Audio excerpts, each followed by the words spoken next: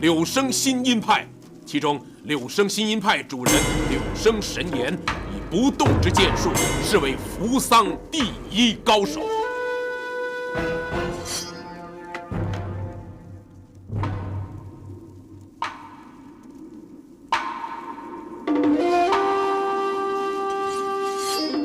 农民一郎因缘际会，习剑10年，先后打败念流、富田流、鹿岛神道流3大高手，再挑战柳生神言。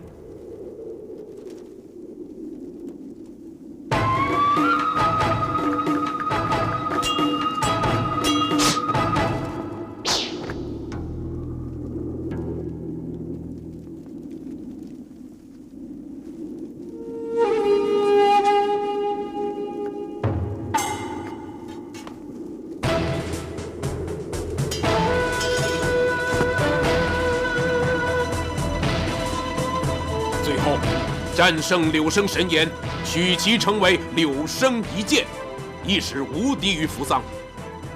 为求剑术最高境界，无敌于天下，千里渡海而来，挑战中原各派高手。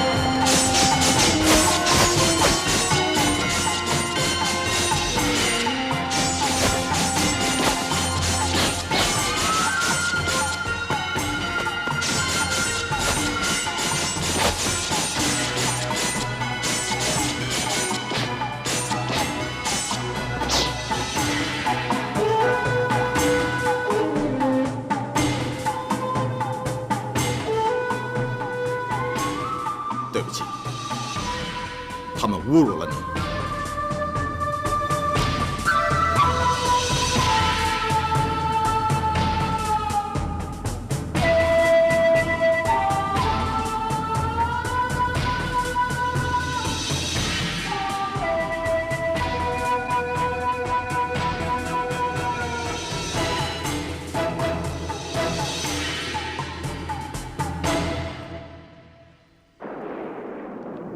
衡山柳成风，点苍段宏子，青城方英豪，柳生一剑，踏足中原不到3个月，就已经杀了36名高手。看来一场腥风血雨已经到来了。你过虑了，苍壁。9年前，我们正派联手杀败魔教，除了我华山，你武当、泰山、昆仑4派之外，其余高手尽丧。如今柳生一剑杀的只是2、3流的派别，我们任何一派足有能力收拾他。楚兴说的对，谅他也不敢惹我呀。我看没事的。况且柳生武功再高，也只不过是一个人，而我们中原有3帮9派、4大世家，我就不相信他都能赢我们。3位掌门，看来我们要好好的商量商量。雨好像越下越大了。既然是这样，我们改天再谈吧。哎，2位，雨过自然天晴。说不定明天什么事都解决了。苍壁，你不是白担心一场吗？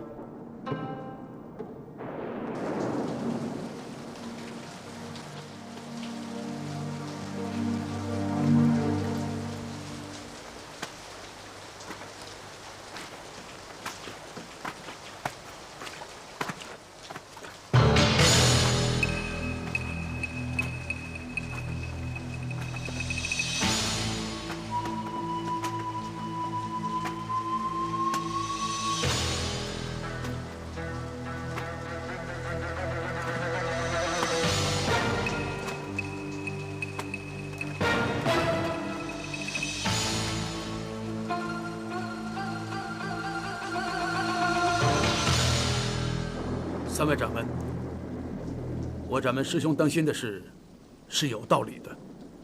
苍松，有话等雨停了再说吧。扶桑剑道威猛霸道，柳生一剑的剑法招招致命，剑劲肯定是威猛无比，又怎么会只在眉心留下这么点小小伤痕？你知道为什么吗？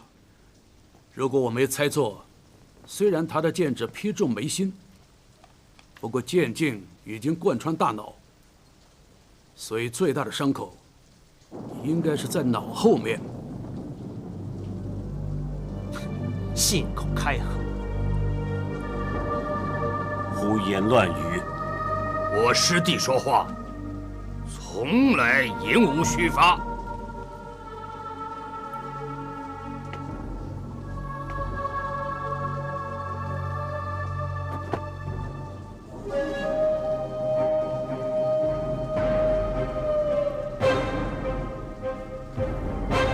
柳生一剑已经做到剑气收放自如，人剑合一，我们根本不是他的对手。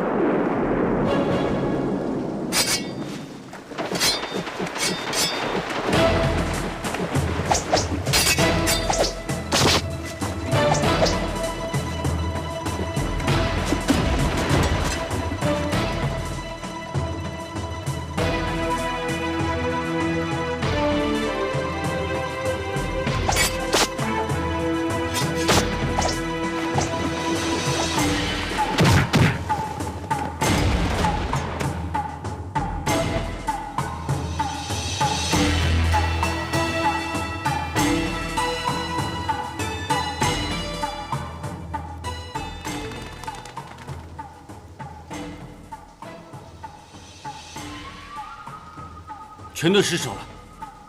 想不到华山之剑、泰山四杰和我昆仑四子联手，居然也败在柳生剑下。你们派人暗杀柳生一剑，哎呀，这等于叫人白白送死。万一惹怒了他，到时候不知道要死多少人。柳生虽然残暴，但他是堂堂正正挑战杀敌。你们这么做太卑鄙了！混账！三派办事，轮不到你指点。你苍松，我们不能任由几位掌门就这样暴尸荒野，要好好安葬他们。是掌门师兄。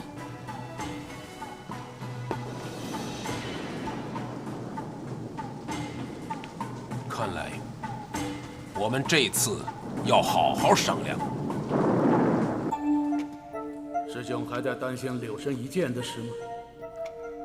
我在想，万一我死了，武当会是什么样？难道师兄和三派掌门商量好，由你迎让柳生？我12岁入道，磨剑40年，实在很想看看今日青年才俊的风采。师兄你的纯阳无极功登峰造极，太极剑法柔能制刚，看来柳生他未必会赢。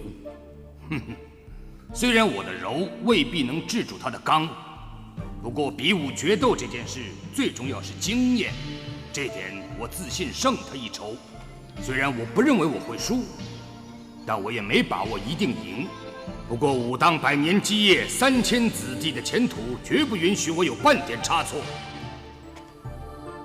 所以我在想，下任武当掌门人选。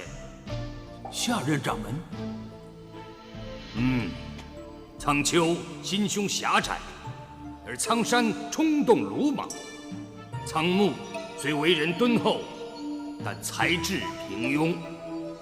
要是交给这3个人，我保证不出3年，武当必定一落千丈。我决定闭关1个月，研究破解柳生必杀之剑的方法。等我出关以后，我就决定下任人选。反正师兄未必会输，掌门的事实在不必心急。苍松，这1个月你就带我主持本派一切事务。我？奉掌门师兄令谕，你们掌门要闭关1个月，以便迎战柳生一剑。从今日起，由我暂代掌门职务。苍松师弟，你凭什么做代掌门？凭掌门师兄令谕，苍山师兄。弟子遵从掌门令谕。